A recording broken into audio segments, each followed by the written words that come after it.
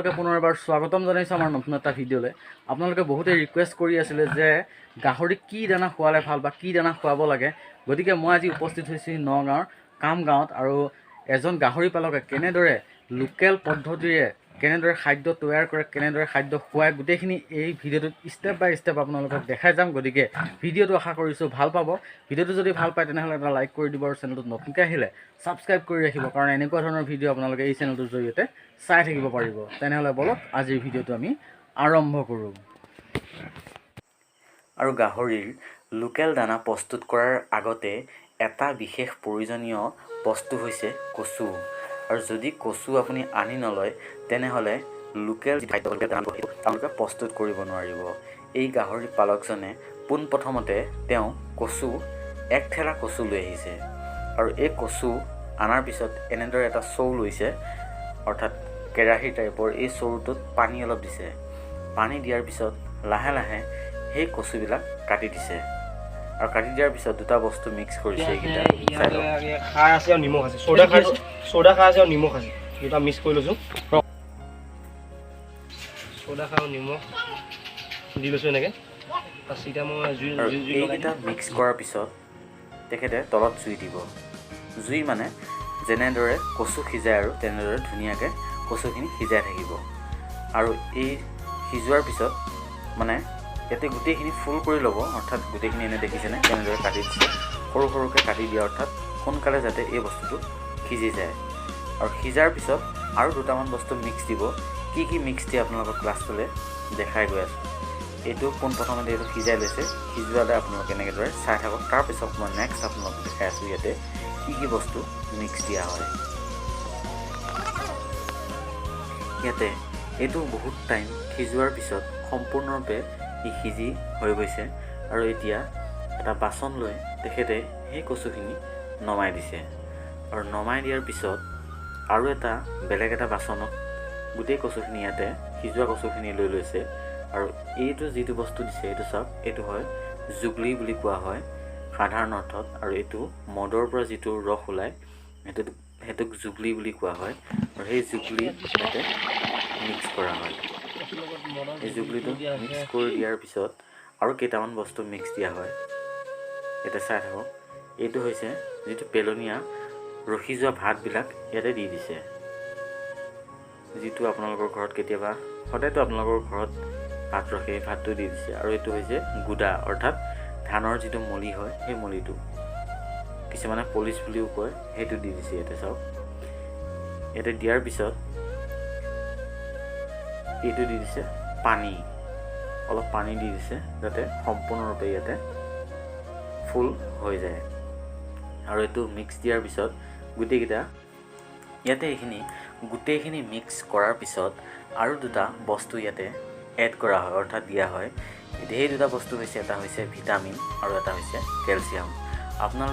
আপোনালোকেও যদি বিচাৰে যে ভিটামিন মই দিওঁ বা কেলছিয়াম মই ইয়াতে দিওঁ তেনেহ'লে দিব পাৰে, যদি নিদিয়ে তাৰ কোনো দৰকাৰ নাই। ইয়াতে চাই থাকক আৰু কি কি মিক্স কৰে সম্পূৰ্ণৰূপে আপোনালোকক দেখাই। বন্ধাকবি দিছিলোঁ মই।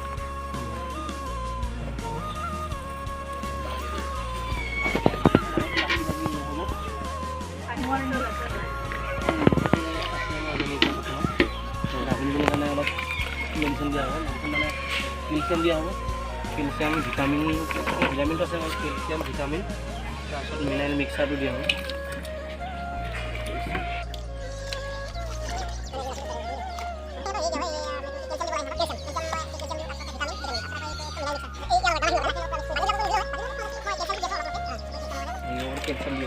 ভিটামিনটো দিওঁ,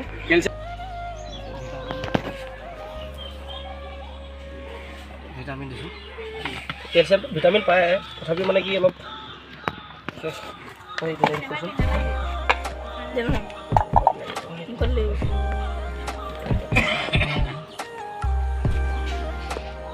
হয় যে কি দিছে কেলছিয়াম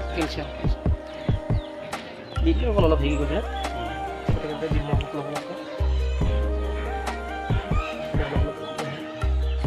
এক চামুচকৈ নেকি? এক চামুচকৈ এটা হেৰি দিলে হ'ব। যিজনী আমাৰ গাভিনী যিজনী হৈ আছে তাইক খালি এইটো মিনাৰেল মিক্সাৰ দি পাউডাৰ নেকি? এইটো পাউডাৰ হয়, মিনাৰেল মিক্সাৰ, এইটো পাউডাৰ। দিয়া নাই মই দানা দি আছোঁ মিনাৰেল মিক্সাৰ কেইবাৰকৈ দিয়া এইটো মই দিনটোত দুবাৰ দিওঁ নহয় দানা দুবাৰ দিওঁ অলপ অলপকৈ দুবাৰ পৰিমাণে দিওঁ দুবাৰ ধুনীয়াকৈ মিক্স কৰি দিব লাগে এই মেডিচিনকেইটা সম্পূৰ্ণকৈ মিক্স কৰাৰ পিছত এতিয়া গাহৰিক দিবৰ কাৰণে দানা ৰেডি হৈ গৈছে আৰু এতিয়া তেখেতে দানা গাহৰিক দিবগৈ বলক আমি আপোনালোকক দেখাইছোঁ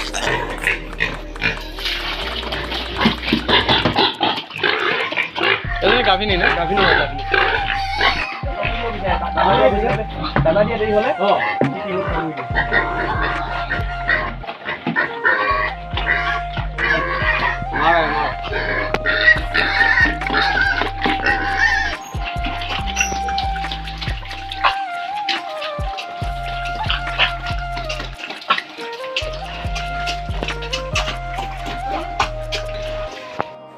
এটা কথা সুধো এইটো যে লোকেল দানাটো বনালা তুমি এই লোকেল দানাটো প্ৰস্তুত মানে কৰোঁতে কিমান সময় লাগে আৰু বেছি সময় লাগেতো বহুতে অশান্তি পায় গতিকে কিমান সময় লাগে কি গোটেইখিনি এবাৰ কৈ দিয়া বিশেষ মানে ইমান বৰ বিশেষ টাইমো নালাগে কচু সিজালে খৰিটো মেইন লাগিব খৰিটো হ'লে সাৰ দিব লাগিব চ'দা সাৰ হওক মানে কি আমাৰ কল সাৰটো হওক দিলে হ'ল সাৰটো দিলে মানে জল্দি সিজে প্ৰায় এঘণ্টামান লাগে কচু সিজাওঁতে এঘণ্টা আৰু ধৰি লোৱা এবাৰ সিজালে কেইবাৰ খুৱাব পাৰি এইটো গাহৰিৰ লগত কথা 5টা থাকিলেতো এচুৱে দুদিন চলি যাব আৰু এটা গাহৰি কিমানকৈ খুৱাব লাগে এটা গাহৰি এতিয়া আমি লোকেল দানাটো 7-8 কেজিমানকৈ খাই 7-8 কেজি এই টিংটোৱে মানে এক টিং দি পেলাই মই আৰু আধা দিওঁ আৰু সৰু পোৱালি হ'লে মানে কি যিবিলাক অলপ মিডিয়াম হৈছে যিবিলাক 35 কেজি চাইজৰ সেইটো মই এটিং দিওঁ এটিং দিয়া এটিং খাই দিয়ে না আৰু যদি সিজাই দিয়ে তেনেহ'লে কেইবাৰ খুওৱা দুবাৰ দিনটো দুবাৰ খুওৱা লোকেল দানাটো এনে ৰেগুলাৰ খুৱাব পাৰি নে নোৱাৰি পাৰি ৰেগুলাৰ কিয় অপকাৰ হয় নেকি বাৰু আৰু এইটো খোৱালে কিমান দিনত মানে ডাঙৰ হয় এটা গাহৰি